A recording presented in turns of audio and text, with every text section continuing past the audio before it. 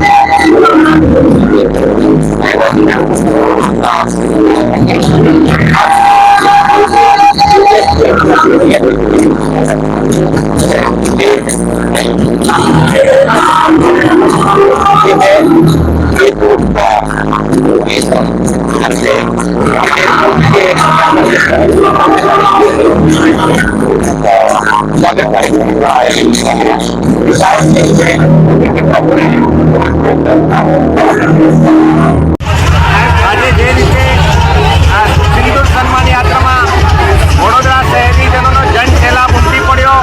આજે મોદી સાહેબનું જે અભિવાદન કરવામાં આવ્યું, ઓપરેશન સિંદૂર પછી જ્યારે પ્રથમ